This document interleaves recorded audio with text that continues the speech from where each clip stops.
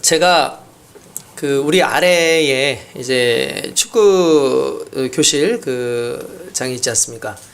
그 한 번은 우리 거기 직원 중에 한 친구가 저한테 그래요. 대표님 왜 그러니까 큰일 났대요. 왜 그러냐 했더니 저희가 이렇게 구조 변경을 하면서 이제 요 화장실 옆쪽으로 사무실을 만들고 요쪽은 그 원래 사무실을 썼던 데에는 이제 미팅룸을 만들었어요. 그래서 혹시 이제 상담을 온다든지 아니면 또 우리가 또 이렇게 서로 회의를 해야 된다든지 그럴 때는 그 방을 써야겠다라고 생각을 하고 이렇게 우리 직원들이 솔선수범해가지고 다 이렇게 먼저 해가지고 이렇게 진행을 했어요. 근데 한 친구가 큰일 났다는 거야. 왜 그러냐 그랬더니 물이 튄대요. 위에서. 그래서 야 무슨 물이 튀어? 왜 여기서 물이 왜 튀어? 밖에 내. 아니 진짜 물이 튄다는 거예요. 근데 물이 튀는데 기분이 나쁜 물이 튄다는 거예요. 그래서 왜 이렇게 보니까 화장실 파이프 라인이 이렇게 연결되어 있는데 화장실 파이프 라인 쪽에서 물이 튀는 거예요. 그러니까 우리 화장실은 지하에 정화조도 없고 이렇게 오물을 이렇게 담아 놓을 수 있는 곳이 없어서 펌프를 가지고 일정 물이 차면은 모여 있는 거를 쭉 올려서 내보내거든요. 그러니까 그 통로인 거예요. 그러니까 물이 튄다고 하니 어떤 물이겠습니까? 똥물이죠, 말 그대로. 물이 툭툭 튀는 거예요. 그래서 이제 빨리 사람을 불러야 된다. 그냥 우리 그 직원들이 특징이 있습니다. 뭔 문제가 생기면 사람을 불러야 된다. 이 얘기를 해요. 사람을 불러야 된다. 근데 이게 세대적 차이가 있는 것 같아요. 왜냐하면 저희 때는 사람을 불러야 된다가 아니라 저걸 내가 어떻게 고쳐야 되지? 라는 생각을 제일 먼저 해요. 그렇지 않습니까? 저희 세대는 그랬어요. 왜냐면 저희는 그 아버지가 만약에 뭐 이런 걸 고친다 그러면 자식들 다 부릅니다. 다 불러가지고 야 뭐 가져와. 그럼 우리 항상 그걸 지켜보고 있어요. 아버지가 다 하시죠. 그러면 그 다음에 그걸 저희가 했어요. 예. 근데 지금은 아이들 할 때 부르지 않아요. 그냥 우리가 알아서 다 하고 아니면 진짜 사람을 부르든지 그렇게 하죠. 그러니까 저는 이제 사람을 부르자는 말을 나오면 이 경기부터 들려요. 노이로제가 오는 거야. 스트레스가 되고. 그래서 그 내가 알아서 할게 하고 한번 올라갔더니 파이프가 이렇게 연결이 돼 있는데 연결돼 있는 사이에 구멍을 뚫어서 그 시공하는 사람이 아예 이렇게 새로운 파이프를 꼽았어요. 그리고 옆면을 이렇게 고무 파킹으로 이렇게 돌려놓은 거예요. 고무 실리콘으로 이렇게 돌려놓은 거예요. 근데 그 실리콘이 다 헐어져 가지고 거기에서 이렇게 물이 툭툭툭툭툭 튄 거예요. 고민이 되는 거지. 이걸 어떻게 막지? 이거 어떻게 해야 되지? 그러니까 제 기술력으로 될까? 제가 그렇다고 해서 실리콘을 이렇게 그냥 한 적은 없어가지고 이걸 어떻게 할까 하다가 맨 처음엔 테이프로 동동동동 말았어요. 막 테이프 가지고.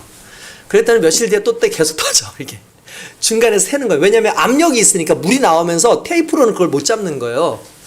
그래서 제가 어떻게 하면 좋을까 고민을 하다가 우리 실리콘 본드 있지 않습니까? 뭐냐면은 그걸 뭐라 그러죠? 이제 갑자기 생각이 안 나네. 그 단어가 이게 이렇게 봉 넣어가지고 이렇게 녹여가지고 하는 이제 본드 같은 거 있잖아. 남 말고 뭡니까? 갑자기 단어가 생각이 안 나. 글루건을 가지고 하려는데 여러분 글루건으로 해봤자 온도가 낮아서 안 되잖아요. 고민을 했어요. 이 온도를 높이면서 글루건을 쓸 수 있는 게 뭘까? 하다 글루건을 빼놓고 토치를 가져왔어요. 제가 토치를 가져온 다음에 글루건 한 2팩을 사가지고 완전히 거기를 토치로 하니까 완전히 이게 녹잖아요. 이게 물이 살짝 나오는 게 아니라 완전히 녹는 거예요. 녹는 걸 옆면부터 싸가지고 올렸더니 중요한 건 이제 이게 같이 붙으면서 정말 튼튼하게 된 거예요. 그 다음부터 물이 새지 않고 좋아졌어요. 그런데 문제가 아니라 더 대단한 건 뭐냐면 저희 그 아래층에 가장 힘든 게 뭐였냐면 냄새였어요. 이게 정화조 냄새가 계속 나는 거예요. 화장실 냄새가 어느 순간부터 계속 냄새가 났거든요. 이 냄새를 잡기 위해서 사람들이 탈취제도 넣고, 그리고 또 방향제, 탈취제 넣고, 심지어는 섬유유연제, 그 섬유유연제를 물에 풀어가지고 그걸 넣기도 하고 했어요. 어쩔 때는 너무 심하다 싶으면은 이제 우리 그 공기청정기가 있는데 공기청정기를 거기다 갖다 놓고 그 안에서 계속 틀게 했어. 근데 시간이 지나면 의미가 없고 효과가 없는 거예요. 근데 어느 순간부터 냄새가 안 나요. 냄새가 안 나가지고 왜, 야, 이거 냄새가 안 난다. 요즘에 그 별로 그 냄새가 안 난다. 봤는데 그 냄새의 원인이 실은 그 물튄 그곳이었어요. 그러니까 저는 그 냄새의 원인이 그거라고 생각을 못하고 그냥 물 튀는 것만 잡았을 뿐인데, 그러려고 꽉 그걸 묶었었는데 실은 그 공간으로 계속해서 냄새가 나왔던 거예요. 그러니까 생각지도 못하게 그 부분을 잡았더니 말 그대로 그냥 물 튀는 건 둘째치고 냄새까지 완전히 어느 정도 잡아놓은 상황이 된 거죠. 이제 물론 여름이 되면은 다른 곳에서 냄새 날지는 모르겠지만 적어도 그것으로 인해서 해결이 되는 거예요. 그러니까 가장 근원적인 문제가 해결이 되면 그 해결된 문제로 인해서 지역적인 문제까지 해결되는 경우가 상당히 많아요. 이게 우리 그리스도인들의 은혜와 비슷해요. 우리가 삶 가운데 힘들고 소망도 없고 어렵고 정말 지쳐있는 삶을 살아가고 있고, 정말 삶 속에서 정말 내가 연약해 보이고 나약해 보이고 아무것도 아니라고 생각해서 사람들을 볼 때마다 내 스스로를 생각해 보면은 정말 부족하다, 연약하다라고 생각했는데, 어느 날 우리가 그리스도 예수를 믿고 그리스도 예수로 말미암아 죄 사함을 얻고, 죄 사함을 얻은 이후에 하나님께서 허락하여 주신 그 소망 안에서 천국의 자녀, 하나님의 자녀가 된 다음부터는 중요한 건 나의 죄 문제뿐만 아니라 사람들의 관계 속에서 더 이상 내가 그들에게 꿀리는 인생이 아니고 상대적으로 그들보다 못하다라고 생각되는 것이 아니라 담대함도 생기고 자존감도 생기고 하나님 안에서 새로운 소망이 생기는, 여러분 이게 근원적 문제를 해결함으로 말미암아 나타나는 우리에게 주신 하나님의 선물이라는 거죠. 결국 여러분들, 우리가 예수를 믿는다는 건 단순히 예수 믿고 천국 갈 소망만이 아니라 이 땅에 살아가면서 하나님의 천국을 맛보고 살아가게 하고, 이 땅을 살아가면서 세상 사람들과 다른 하나님께서 주신 그 소망 안에서 능력의 백성으로 살아가게 되는 줄 믿습니다. 아멘. 여러분, 결국 우리는 그렇게 살아가고 있는 존재들이라는 거예요. 그렇기 때문에 지금 우리가 사는 이 세상은 실은 하나님의 나라에서 살고 있는 겁니다. 할렐루야. 오늘 여러분 제목이 뭡니까? 하나님의 나라는 이라는 말씀이죠. 이건 제가 한 말이 아니라 오늘 로마서 14장 17절에 보면 하나님의 나라는 이렇게 나오죠. 하나님의 나라는. 성경에서 보니까 하나님 나라라는 그 하나님의 나라는 이라는 직접적으로 하나님의 나라에 대해서 설명하는 단어 문구가 한 5절 정도가 나오더라고요. 그 중에 한 절이 로마서 방금 오늘 이 읽은 단어인데, 제가 이 말씀을 우연찮게 어떤 그 목사님 그 신년 할애 예배를 가서 거기에 이제 목사님이 설교하시는 목사님이 나와서 설교를 하시는데 하나님 나라는 이라는 그 말을 써요. 그래서 이 말씀이 로마서 말씀이라 그 말씀에 또 많은 은혜를 받고 도전도 받았지만, 그렇지, 우리가 하나님 나라고 우리가 사는 이 세상이 하나님 나라라면 하나님 나라의 문화 방식, 하나님 나라에서 살아가는 사람들의 습관, 이 습관을 가지고 살아야겠다라는 걸 오늘 말씀을 통해서 제가 깨닫고 또한 여러분들과 함께 나누기를 원합니다. 여러분, 오늘날은 문화의 시대죠. 어떤 문화에 살고 있느냐에 따라서 그 문화가 지배하는 힘이 상당히 큽니다. 게다가 최근에 이 문화의 영역이 얼마나 넓어졌냐면 우리나라가 지금은 전 세계적으로 문화 강국이라고 그렇게 얘기를 해요. K-드라마, K-팝 이런 것도, 심지어는 K-푸드까지 전 세계적으로 우리나라 사람들에 대해서는 지리가 어디 있는지는 몰라도 이거는 K-팝이야, 이건 K-드라마야, 이거는 K-푸드야, 이거 먹으러 한번 가봐야지, 이거 한번 공연 와봐야지. 이번에도 BTS 정말 군대에 갔다 오고 난 다음에 이 친구들이 공연을 한다고, 부산에서 공연한다고 하니까 전 세계 사람들이 막 몰리면서 심지어 숙박업 하는 사람들이 얼마나 높이 쳐서 받았지? 120만 원. 방 그냥 하나를 120만 원 이렇게 했다는 거예요. 그러니까 이번에 우리 대통령이 이거 싹 잡아라. 요거 이런 못된 짓을 해서 우리나라에 대한 이 좀 잘못된 편견, 오해를 할 수 있는 부분이 많을 텐데 이거 확실하게 다 잡아라. 그래서 지금 아주 대대적으로 수사를 하고 그 부분을 이제 하고 하더라고요. 어쨌든 이렇게 하나의 콘서트 하나만 해도 전 세계에서 몰려온 만큼 우리나라의 어떤 음악 문화라든지 이런 것들이 상당히 발달해 있고 그 문화가 그 나라의 수준을 또 이야기해 준다라고 볼 수가 있는 거죠. 마찬가지로 우리도 하나님의 백성으로서 하나님 나라에 살고 있는 사람으로서 하나님 나라의 문화, 하나님 나라의 그 삶의 형식을, 양식을 우리가 보여줌으로 말미암아 결국 하나님 나라는 이런 거야. 또한 하나님 나라는 이렇게 소망이 있어. 하나님 나라는 이렇게 힘이 있어. 이러한 이야기를 듣고 우리 스스로가 그렇게 느끼면서 살 수 있길 주님의 이름으로 축원드립니다. 할렐루야. 그렇습니다. 여기서 말하는 하나님 나라는 천국을 의미하는 건 아니에요. 여기서 말하는 하나님 나라라는 것은 하나님이 지배하시는, 하나님이 왕 대신, 하나님이 통치하시는 나라, 즉 내 인생을 책임지시고 나를 지배하시는 그 하나님께 고스란히 지배당하고 그분의 통치 아래 순종하는 것, 이 나라를 말하는 겁니다. 그러니까 그 세계 속에서 살고 있는 저와 여러분들은 적어도 하나님이 원하시고 기뻐하시는 그러한 인생을 살아야 될 줄로 믿습니다. 여러분 그렇습니다. 원래 오늘의 이 말씀의 주요 골자는 실은 좀 내용이 우리는 요 단락만 읽었으니까 좀 잘 모를 수 있겠지만 내용은 이런 거예요.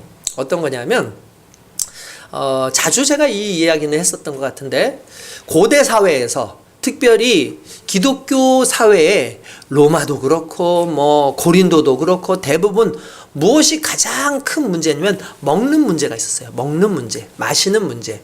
그러면 먹고 사는 문제냐? 그게 아니라 크리스찬들한테는 이 먹는 문제가 항상 따라다니는 하나의 숙제였어요. 왜 그러냐면 아무거나 먹을 수가 없었어. 여러분들 유대인들은요 아무거나 먹을 수가 없었어요. 아시겠죠? 아시죠?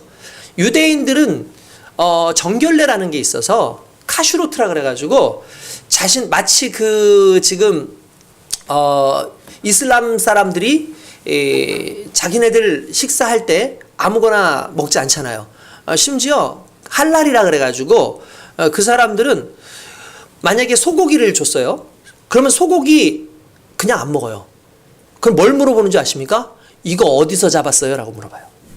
그러니까 돼지고기는 애초에 먹지 않고 근데 한국에서 정착해서 사는 애들은 이제 먹더라고. 내가 보니까 원래 거기에는 꾸란에 의해서 그리고 또 자신들의 어떤 율법에 의해서 먹지 않아요.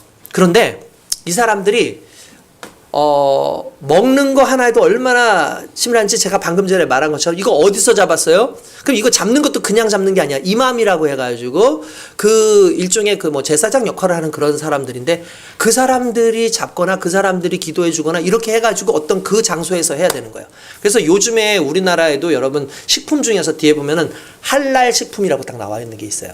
그게 뭐냐면 말 그대로 이제 그런 정결례 의식을 치러서 만들어진 그 음식이니까 너희들 먹어도 된다. 그러니까 왜 이걸 이렇게 우리나라가 했냐면 이 이슬람 사람들이라든지 이런 중동 사람들도 우리나라에 와가지고 관광할 수 있도록 하기 위해서 일부러 그렇게 얘기를 했다고 해요. 마찬가지로 이스라엘 사람들도 그렇습니다. 그런데 이스라엘 사람들 초기에 기독교인들은 대부분 어떤 사람들이에요? 유대인들이었어요. 이스라엘 사람들이었어요. 그러니까 이 사람들이 가장 힘든 게 뭐냐 하면 평소에 아무 음식이나 먹지 않잖아요. 특별히 그들이 먹지 않는 음식 중에 대표가 뭐냐 하면은 우상 제물이었어요. 우상들 앞에서 제사를 지냈던 음식은 먹지 않아요. 먹으면 안 돼요. 그게 원래 그 유대교의 기준이었고 율법을 따르는 사람들의 기준이었는데 예수를 믿고 나니 좋은 게 뭐냐면 바울이 이렇게 얘기합니다. 모든 것이 정하다. 하나님께서 만든 물건 자체에 흠이 뭐가 있겠냐. 하나님께서 만들어주신 그 음식이든 물건이든 짐승이든 그 중에서 문제가 있는 것이 무엇이 있겠냐. 다 선하고 깨끗한 것이다. 그런데 율법적인 그 잣대에 의해서 그것을 좀 속되다고 얘기하고 더럽다고 얘기하지만 실은 하나님께서는 그것 자체를 더럽다고 하지 않으셨다. 그러니까 그런 거에 구애받지 말고 예수 안에 사는 사람들은 모든 것을 먹을 수 있다라고 얘기를 했어요. 그런데 이러한 상황에서 그래요? 저 먹겠습니다 라고 하는 사람은 대부분 그래도 믿음이 좋은 사람들이죠. 왜냐면 믿음이 강한 사람이니까 그래 먹어야지 하고 먹는단 말이에요. 그런데 믿음 약한 사람들, 갓 유대교에서 기독교로 넘어온 사람들, 이런 사람들한테는 이게 상당히 시험거리가 되는 거예요. 그럴 수밖에 없겠죠. 그래서 이걸 먹어야 될까 말아야 될까 고민하는데 이 사람들은 난 그래도 안 먹을 거야 이런단 말이에요. 근데 어느 날 그 집사님 중에 한 분이 그 우상 제물 뻔히 아는데 그걸 가져와서 먹고 있고 거기서 그러고 있는 모습을 보는 거예요. 그러니까 이 사람이 시험에 들었어. 이거 어떻게 이럴 수가 있냐. 이거 진짜 너무 이거 우리 먹지 말라고 우리 그렇게 구약 성경에 나와 있는데 이걸 왜 먹냐. 그러면서 막 시험에 들더니 어느 순간에 나 그러면 이런 되면은 나 교회 못 다니겠다 그러면서 떠난 거예요. 그러니까 바울이 이런 상황들이 있으니까 뭐냐면 믿음이 연약한 자들을 위해서 너희가 만약에 그걸 절제하지 않았다면 그건 사랑으로 행한 것이 아니다. 그러면서 이런 얘기를 하는 거죠.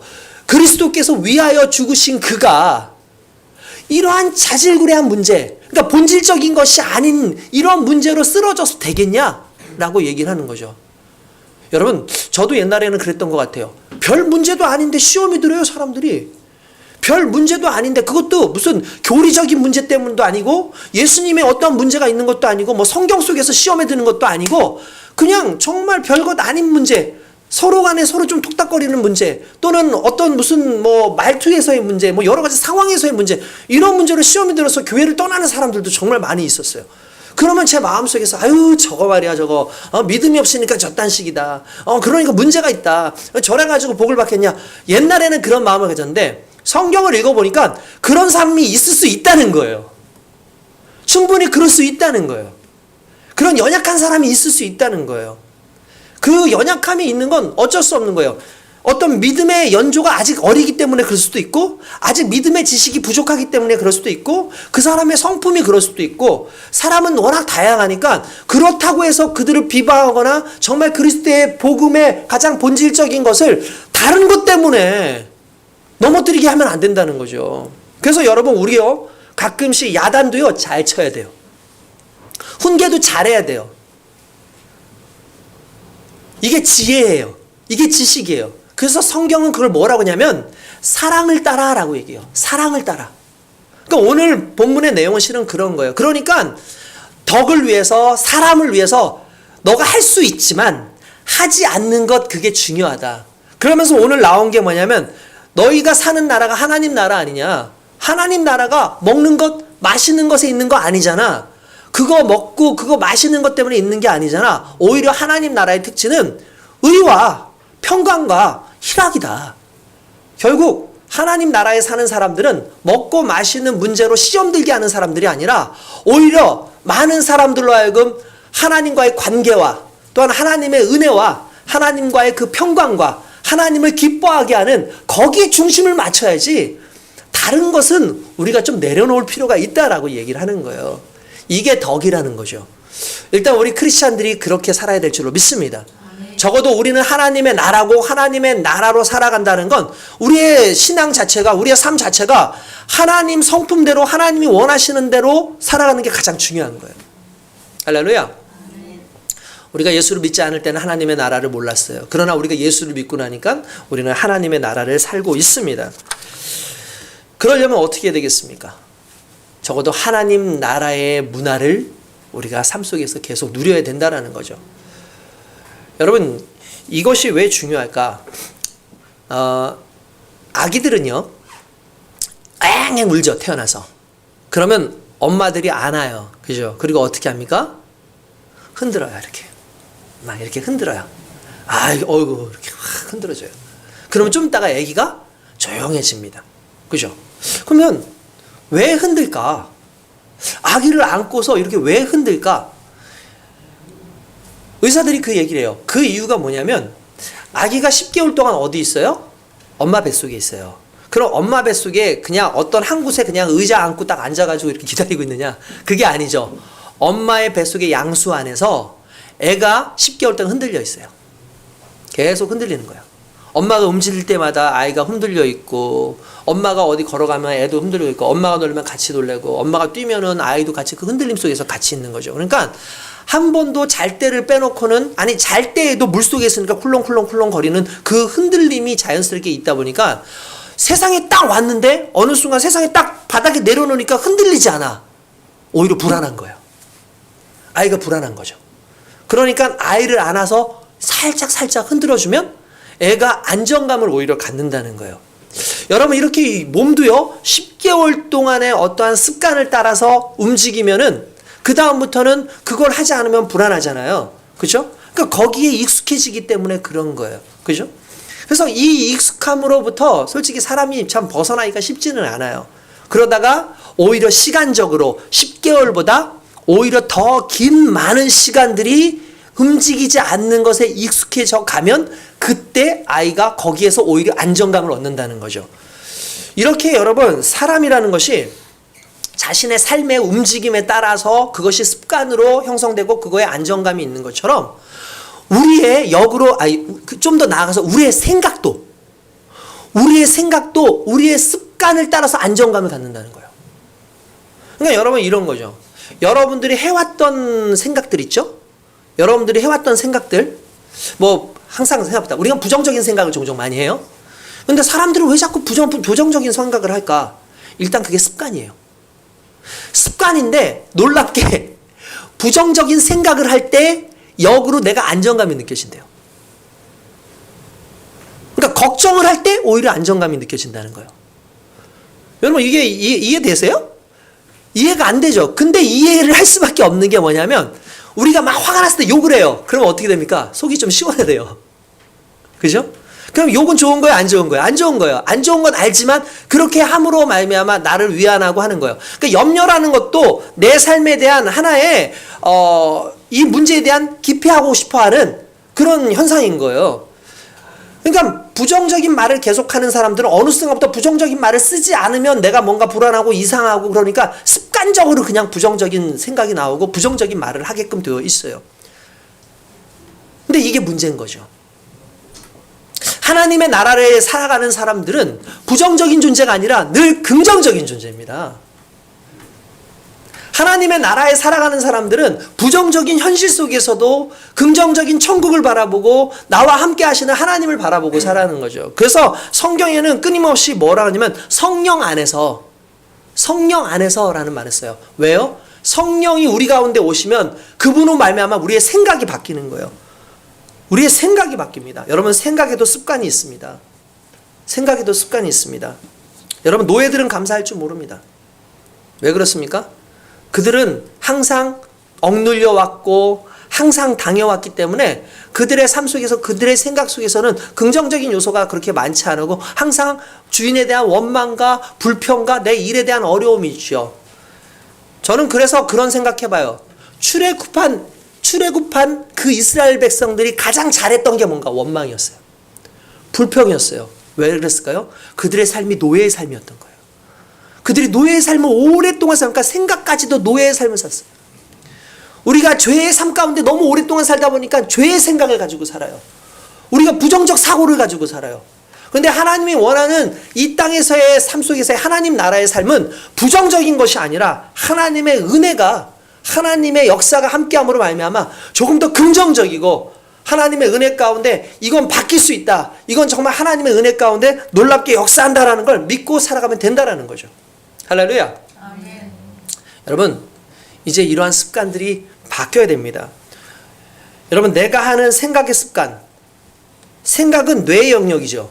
근데 여러분, 뇌는요 게을러요. 아시죠? 뇌는 게을러요.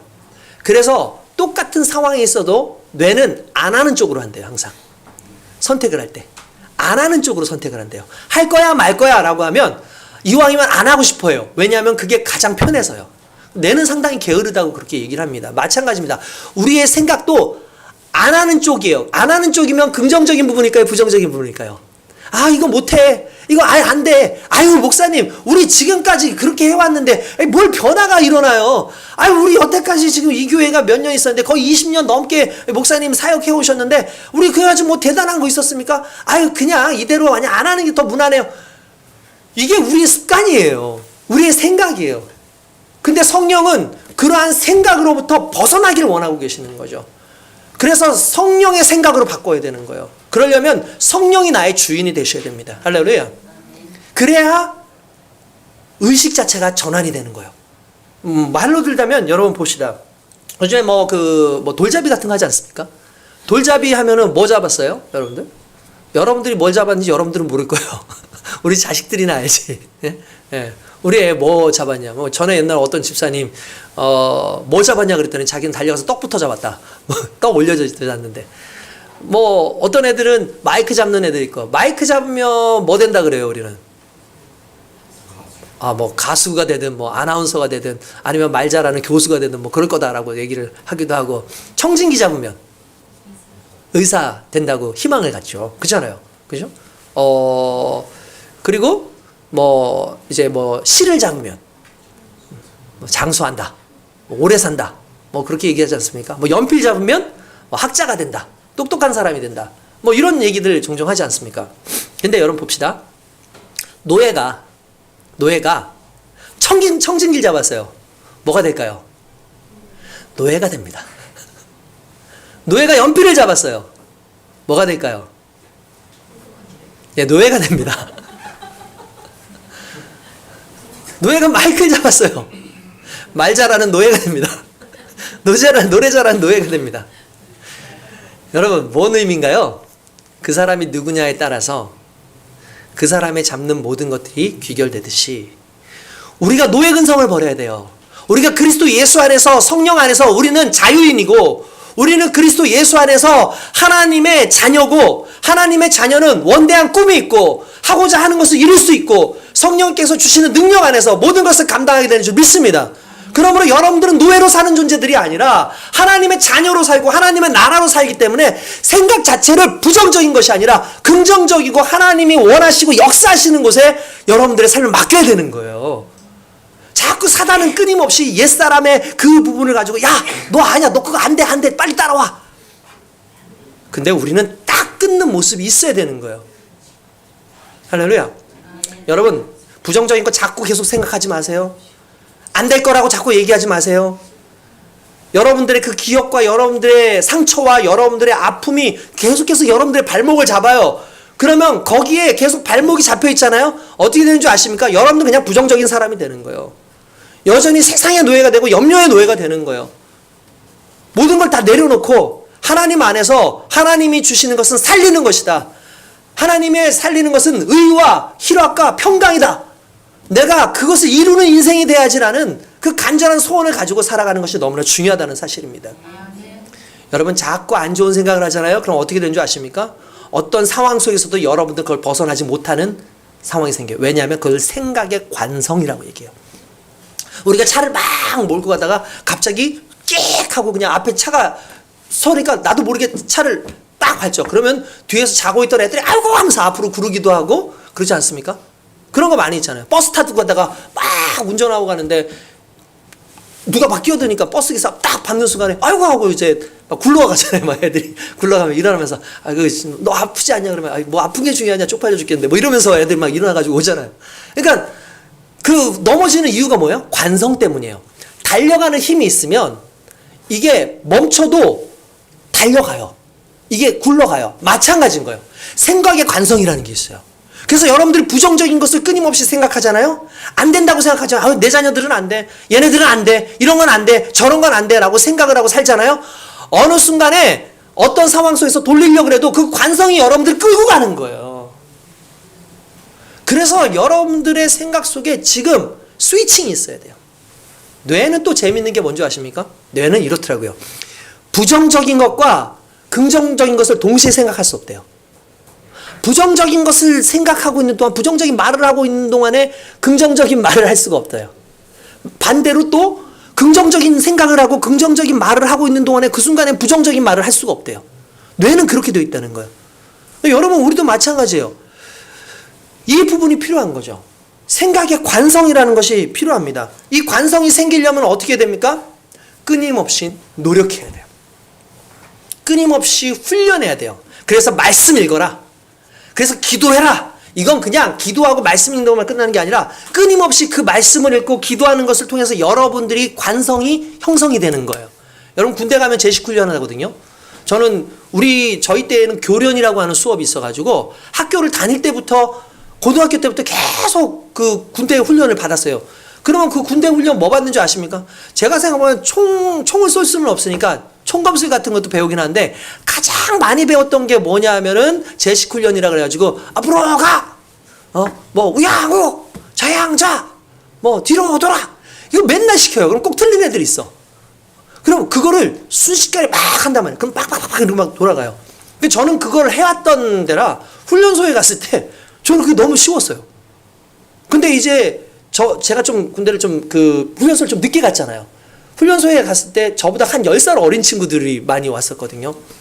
이 친구들 하는데 정말 장난도 아닌 거예요. 막 이쪽 저쪽 갔다가 막 그러더라고요. 그러니까 계속 그것만 뭐 일주일 동안 계속 훈련을 시켜요. 근데 그게 왜 필요한지 아십니까? 전쟁이 나잖아요. 제식 훈련이 필요한 이유는 명령에 순종하기 위해서요. 즉각적으로. 야, 뒤로 돌아! 뒤로 돌아야 돼. 야, 우측으로 가! 야, 좌로 가! 야, 굴러! 엎드려! 할 때 가장 빠르게 하려면 제식 훈련을 통해서 자기를 완전히 그 명령에 맡겨야 되는 거예요. 40년 동안의 광야 생활은 뭐겠습니까? 이스라엘 백성들에 대한 제식 훈련이었던 거죠. 저는 어떻게 보면은 지금 우리의 삶 가운데 지금까지의 우리 예수님적 교회의 그 고난과 어려움은 결국 하나님께서 우리에게 훈련시켜 주신 제식 훈련이라고 생각합니다. 아멘. 이제 우리가 하나님 앞에서 순종하고 나아가잖아요. 하나님께서 반드시 은혜로 함께 하시는 줄 믿습니다. 아멘. 믿음과 순종의 훈련을 끊임없이 해야 돼요. 그래야지 가능해져요. 여러분 기도도 누가 합니까? 기도하는 사람이 계속해서 기도할 수 있어요. 주일 예배 누가 드리는지 아시죠? 주일 예배 계속 나오는 사람이 주일 예배 들어요. 어쩌다가 주일 예배에 온 사람들, 얼마 전에 어떤 형제가 여기 왔는데 교회 와. 예, 와야죠. 안 와요. 왜냐하면 그게 습관이 안 돼서 그래요. 근데 주일 예배 계속 오는 사람들은 오늘 가기 싫어 하는데 눈 떠보니까 교회에 와 있어. 이게 하나의 습관처럼 기도도 마찬가지고요. 헌금도 마찬가지죠. 헌금하는 사람이 헌금을 해요. 11조 하는 사람이 11조 해요. 안 하는 사람은 안 해요. 그래서 어렸을 때부터 11조를 가르쳐야 돼요. 아이들한테. 하나님의 거잖아. 하나님께 드려. 하나님의 것이잖아. 엄마 아빠가 그 11조를 드리고 아이가 그 11조를 드리기 시작하잖아요. 커서도 아이들은 11조를 내고 아이들은 헌금을 해요. 근데 그거를 어렸을 때부터 안 하잖아요. 성인이 돼도 안 해요. 그러니까 지금 말하는 게 무슨 의미인지 아시죠? 지속적으로 끊임없이 하나님께서 원하시는 것들을 하나님의 방식으로 계속 해나가는 것이 너무나 중요하다라는 이야기입니다. 할렐루야. 그게 하나님 나라의 방식이에요. 그게 하나님 나라의 문화인 거예요. 할렐루야. 또한 뿐만 아니라 하나님께서는 자꾸 용서해라. 용서해라. 이 교회 이 안에서도 용서하라는 말과 비슷한 단어인 저 사람에게 덕을 세워라. 이 말은요. 왜 그렇습니까? 성경에는 원수 갚음이 누구에게 있다 그랬죠? 원수 갚음이 하나님께 있다 그랬어요. 근데 내가 원수를 갚는 건 내가 하나님이 되는 거예요. 순간적으로. 그러니까 성경에 보면은 판단하지 말아라. 판단한다라는 건 뭐예요? 판단은 누구만 할 수 있어요? 하나님만 할 수 있어요. 내가 저 사람을 판단하고 저 사람을 원망하고 저 사람을 원수 삼는 그 순간에 내가 하나님이 되는 거예요. 그런 사람이 하나님의 말씀을 듣겠습니까? 하나님 말씀을 따를 수 있겠습니까? 전혀 그럴 수 없다는 거죠.